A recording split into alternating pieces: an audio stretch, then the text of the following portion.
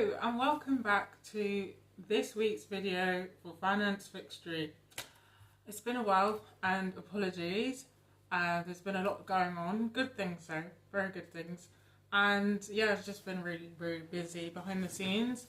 So we have 3 topics to talk about today. So today we will talk about tips and how if you're living in the UK you can now keep them all to yourself. You don't have to worry about sharing them with your colleagues or giving them back to your manager. Number 2, energy prices. Now, I previously made a video about this back in August, urging people to lock into their energy tariffs. Well, as I predicted, the energy prices have gone up, so we'll be talking about that too. The third thing is scam claims. Scam claims through your bank. So now the banks have decided that they will implement an excess, and this is also for those who are in the UK, up to approximately £100 excess for anyone who makes a claim relating to a scam. So today, I hope everyone is good and I hope everyone is enjoying October, not just because it's Halloween, but because it's actually warm in the UK. It's actually quite decent weather and I'm just like, yeah, it's great. It's nice. You can actually go for walks and cycles. Not that I don't anyway, but like, it's a good way to clear your mind. Always good thing to go outside and make the most of the weather, especially when it's not really supposed to be, you know, as warm as we are hoping it to be, especially in the UK. If you know, you know. So the first thing we're talking about would be the tips. So tips you can now keep for yourself if you're working in a restaurant, a bar, anywhere based in the UK. So mainly for those who worked in a bar, because I did actually work in a bar one time and I did not like it. Actually, it was like in the music industry at a music venue and it wasn't for me. But I couldn't make beer and I got a little flack for it. But anyway, I had the experience and I tried it out. So yes, if you are working in a restaurant, a bar or anything like that, someone gives you some money, some spare change, you know, sometimes it's not that much that you're getting, but you are normally expected to divide it either within your team or you're supposed to return it back to the company and make a note of how much you were given, and then they will divide it out or they will simply keep it for themselves. So when I was working in the music industry at this music venue, I don't actually recall taking any money home, and sometimes it was literally like 20p here, 20p there. It's like keep the change kind of thing. So it was like, what am I doing? Like, why do I have to give this back, you know? It's not fair. It's not fair that I have to do that because, for starters, where I was working wasn't in my town. It was in the city, in London, and I would commute from Luton to London. So and this was literally straight after when I finished university.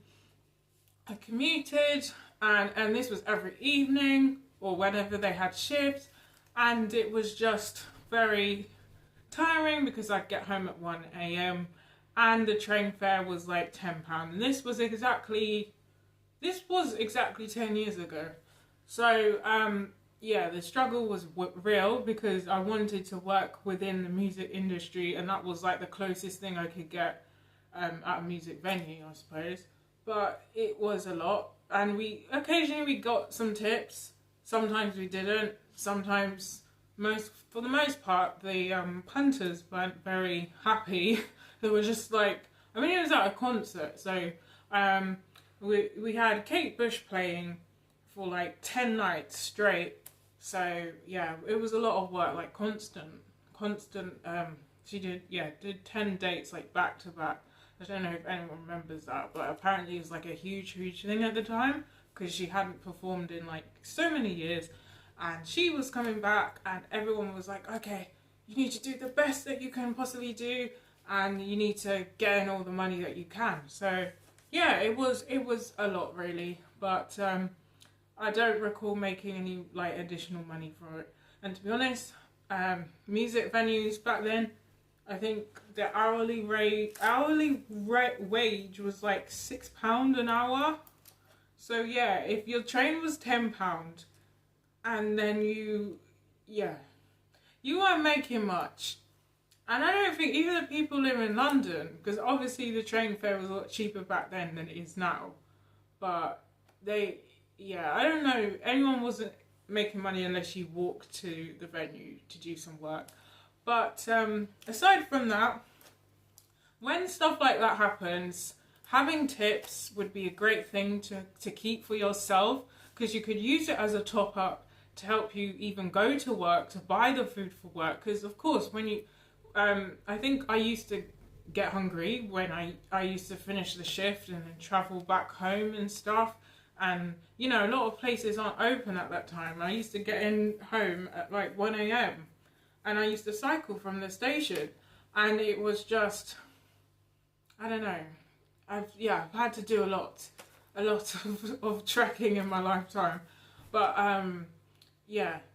the trekking doesn't end in life. But, you know, if you want something, that's what you'll have to do. So in those times, keeping tips would have been very useful. Could use it to top up my wages. And I'm sure now, I don't know how long this has been campaigned for, but I'm sure people have been saying about it for years. Like, it would be good if we could keep the tips. Because at the end of the day, we're on the front line. We're making the money. We're showing our faces. We're approaching these customers. We're the front of house.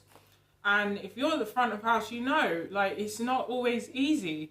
And so I think it's rightful that they keep the tips that they made themselves, because some of these companies are not paying enough to cover their wages, and it's just stressful even going to work. It's like, how am I going to afford to go to work? So yes, if you can go through the stresses of work and be able to keep your tips, then that's a great thing. And also, people tend to forget that when we have our bank holiday Mondays, they're out working. They're working through all the bank holiday Mondays. They may even be working on, like, the unheard of bank holiday Mondays, like Christmas Day. Like, people are working on Christmas Day, but people don't really see that, you know?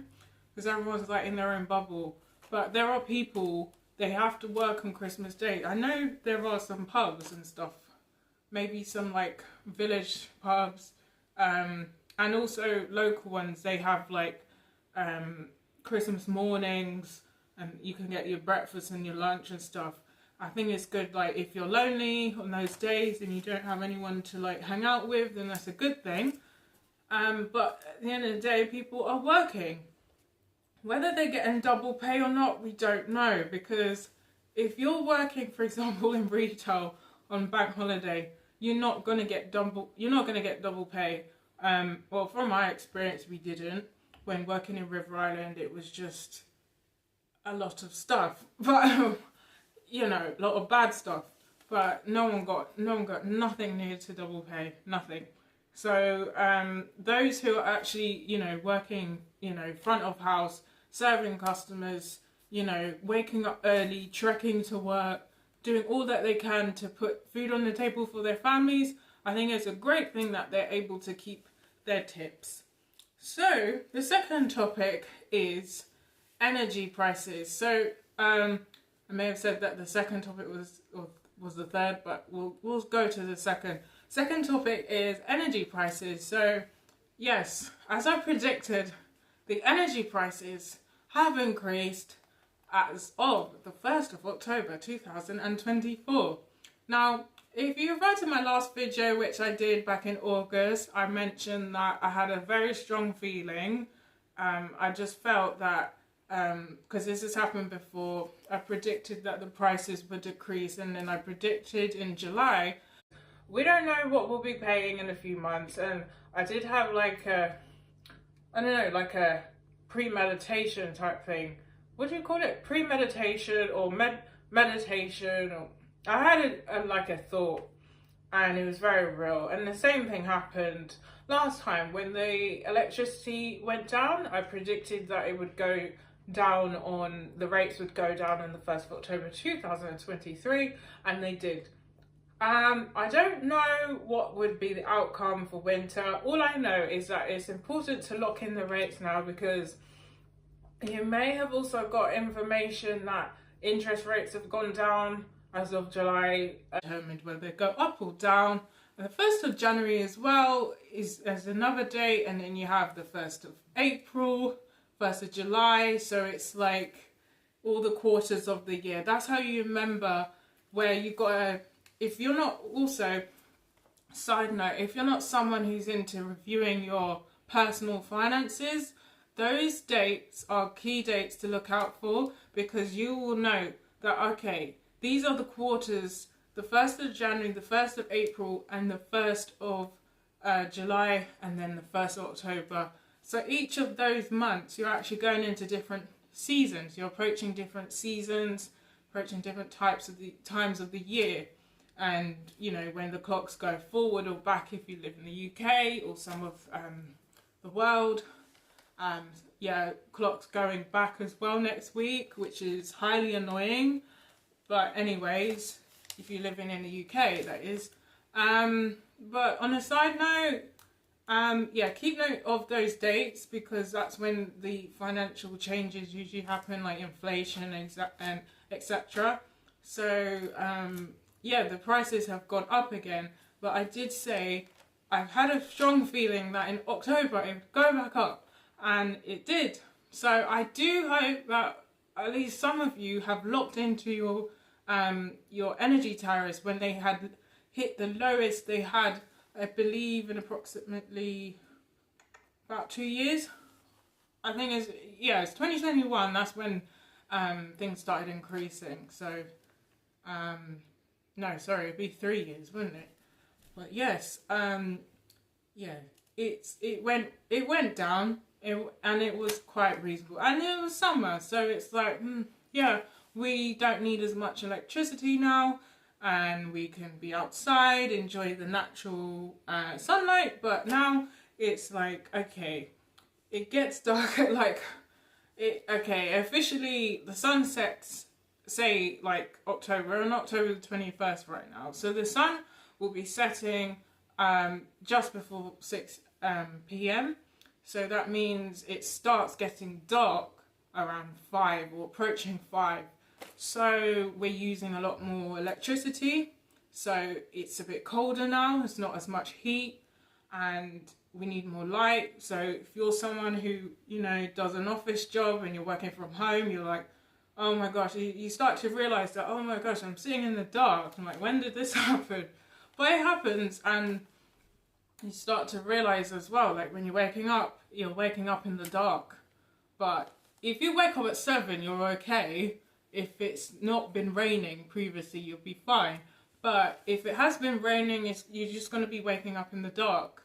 Or if you wake up at 6 a.m, you'll still be waking up in the dark anyway. So it's like, and then when it's light, it's when you're traveling to work or going out for lunch, or I don't know what people do, anything. And then, or the worst thing is when you're coming from work to home. And that is when you see the light, literally see light. And then you're like, okay, well, I didn't see light today. I saw light as I was typing up an email. So it's, it's important as well, because at this time of year, a lot of people suffer from SAD. So, it's like a seasonal depression that people get, and it's very common.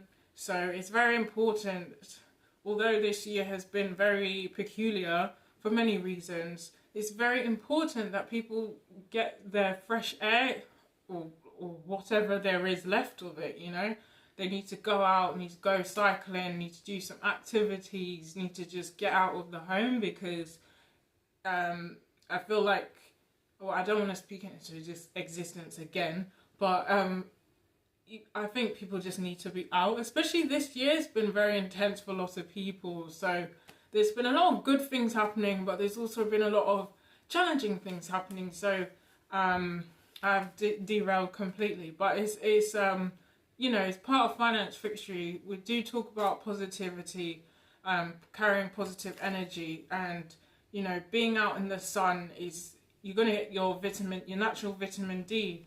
So that helps, and you should try and make the most of it when it is there, when it is out. Otherwise, you're just gonna go and miss it. And you know that if you're living in this part of the world, you know, the sun doesn't come out too often, especially at these times. So do make the most of it. So the third thing I'll be talking about today is scams. Scam claims. So a few weeks ago, this was I believe on the 7th of October as well, we had another like a bulletin from like the banks. If you're registered with, I don't know, Barclays, NatWest or Revolut or Santander, anything like that, they would have sent you an email. Have a look in your emails and you'll see what I'm saying about. So there's emails basically talking about how people can now claim for scams, if they've been scammed, sorry.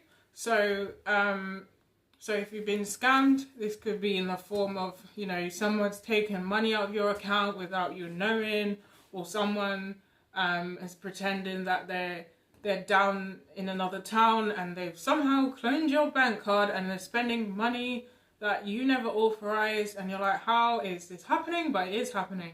They're getting very clever now.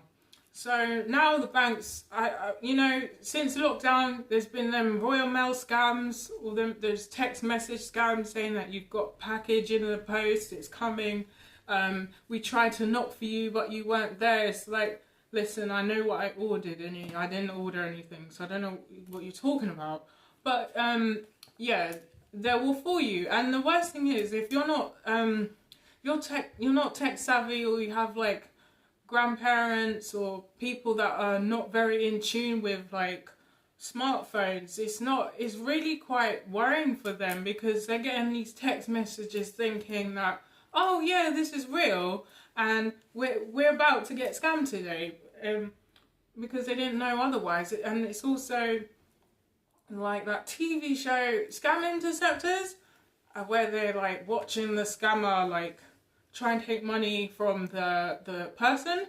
It's really not good. It's really not good.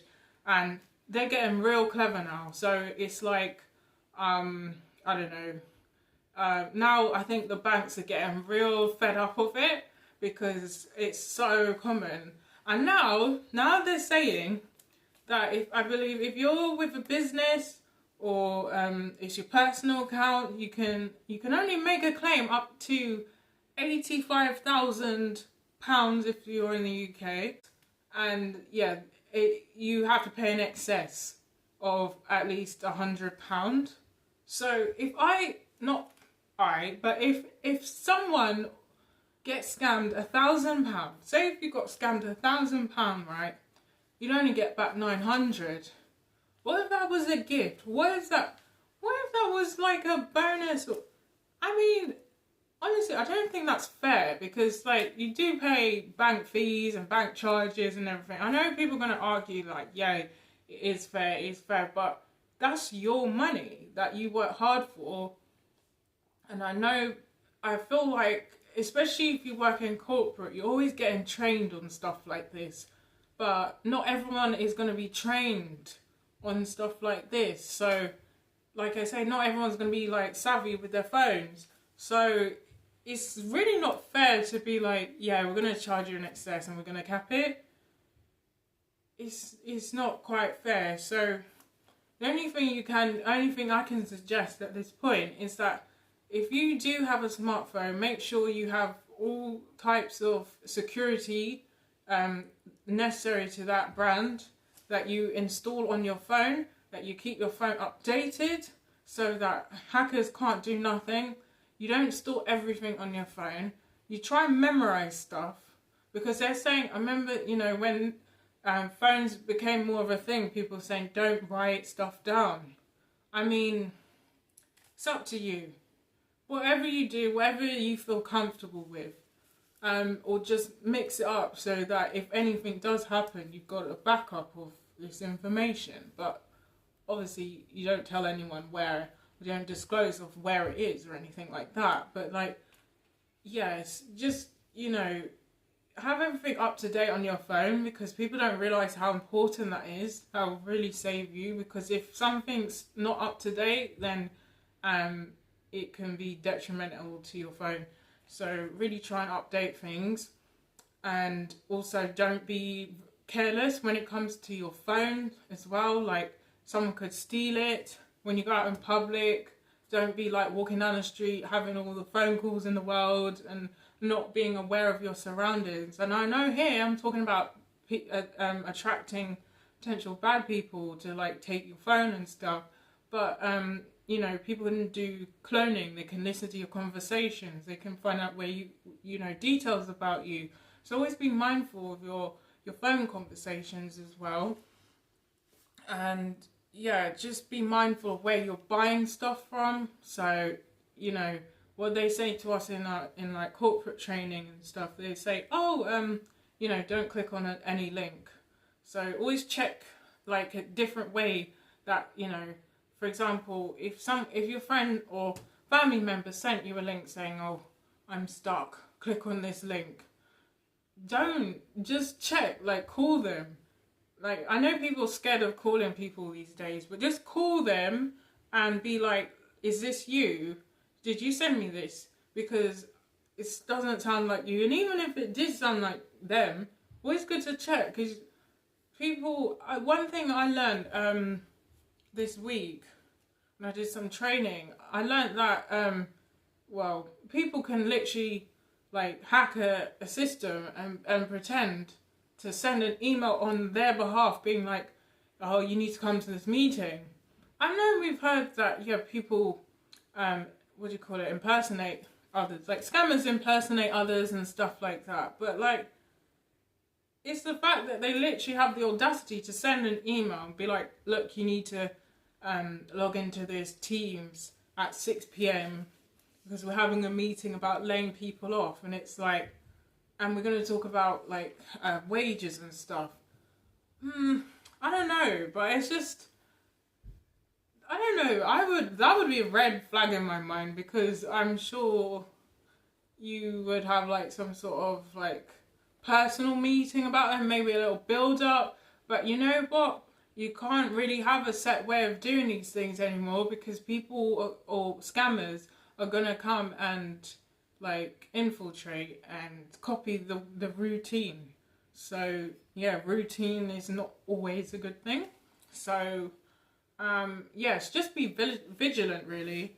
Like these messages that people get, like just be vigilant. But yeah, £100 excess is like, is that the bank's way of saying this is your fault, don't do it again? Or is it lesson to learn from yourself that you need to, and obviously sometimes these things can't be helped, but we do have to be more vigilant, and in turn we will save money, so we won't have to be spending any excess on you know, incidences like this. So that's all I have for today. I will be back with some more videos over the next few weeks. It's just been really mad. But I will be back here, and if you have any questions, you can also follow us on our socials at financefixtory.com or at financefixtory on TikTok, Instagram, Facebook, Snapchat and Twitter now, or X. So yeah, you can follow us on either of those things. So if you have a question, feel free to reach out. And thank you for listening. Thank you. Take care. Bye bye.